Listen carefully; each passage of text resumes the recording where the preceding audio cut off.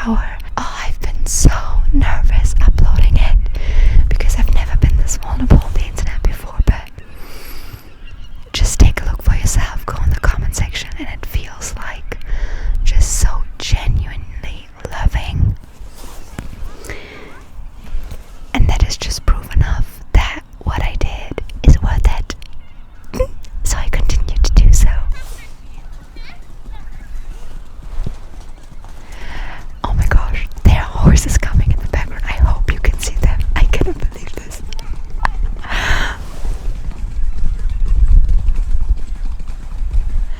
Did you just catch that? Oh, honestly, I love living on the countryside. At least for the time being. Anyhow, what I wanted to say is this is Turn Your Pain into Power Part 2 ASMR edition. So in this video I'm actually going to cover two things. Number one, the fact that I've been struggling to connect with others and have felt lonely for the majority of my life. And number two, and that's probably why you clicked on this video in the first place, because of my clickbaity title, I've actually never been in a relationship and I am 28 years old. So buckle up, I actually prepared a little story again for you guys that I would love to read to you. Also, a disclaimer that I need to mention.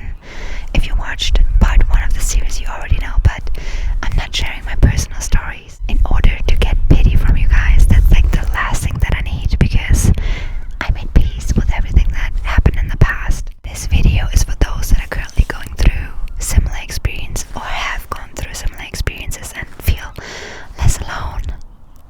And it's funny that I'm talking about loneliness because this is what the video is all about. So lean back, maybe you got something nice to drink, something nice to snack on, or you just want to close your eyes and listen to my voice. With that being said, let's get into the little story that I want to share with you guys today.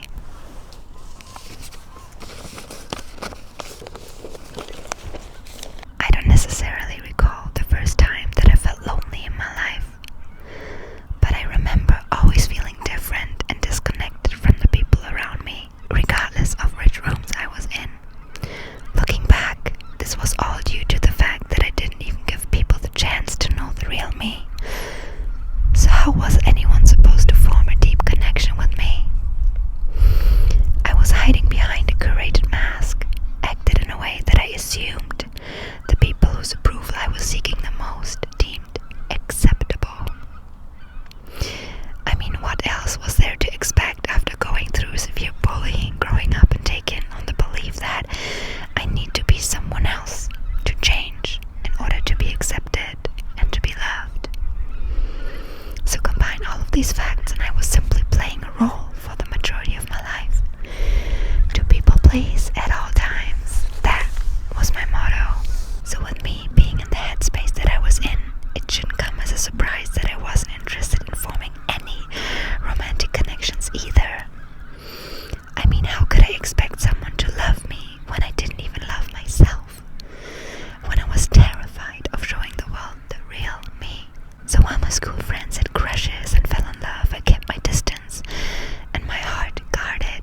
And even when I started to gain my footing and my confidence back at the start of my 20s, and the bullying in school became only a distant memory, I still struggled with opening myself up to romantic connections. But now it wasn't about me not loving myself enough, but loving myself too much to enter a partnership I've only ever seen negative examples of. Without having to go into too much detail here, I have grown up surrounded by only unhealthy relationship dynamics. My parents threatening to get a divorce, them separating and coming back together, my friends losing themselves in toxic partners, just to name a few. For the longest time, I've been actually completely put off by the idea of marriage, because to me it symbolized confinement and unhappiness. Now don't get me wrong, I still dated in my early 20s, but I only ever dealt with emotionally unavailable men.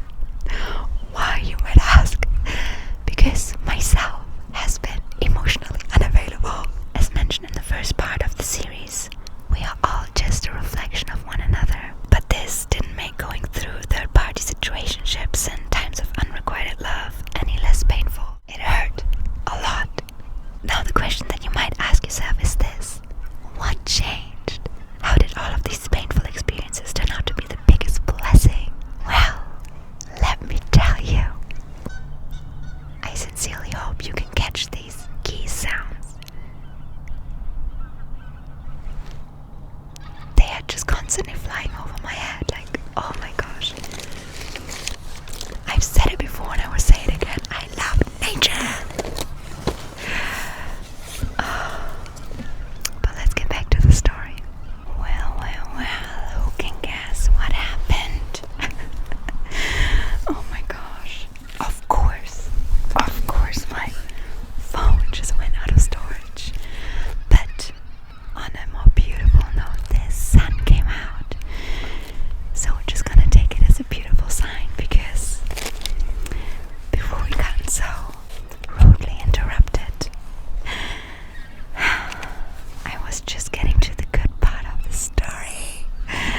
So let's get right back to it. So you might be wondering, what changed? Well, for one, experiencing firsthand how miserable and lonely it felt to be someone I'm not, to people please. I quickly realized that I would rather want to be loved for everything that I am by a selected few and form deep connections than have superficial ones with all. Going through these past experiences forced me to sit with myself and get to know myself without paying outside noises any mind. And you know what? I loved what I found. Especially during the last 2 years, I have met myself to the deepest of my core and learned to love all of it. My light and dark attributes, my triggers, my fears. Now, was it comfortable? Absolutely not. And I'm working on loving myself to this day, but I would do it all again in a heartbeat if that meant I get to feel this whole, fully like myself. Nowadays, my cup is overflowing with love for myself and others. And the fact that I haven't met my significant other yet is simply a matter of time at this point, because I know I am worthy of experiencing extraordinary love in my life, not only in a romantic sense, but when it comes to all types of connections. Oh, and going through these situationships in the past, let's just say it only illuminated what type of partner I see by my side. Basically everything that they were not. And I don't know who you are and what you're currently going through, but this feeling of feeling whole, fully loving yourself, is exactly what I'm wishing you. And even if it currently feels like a long stretch and you struggle to love yourself, know that it in fact will get better. I am only one example of many, and I will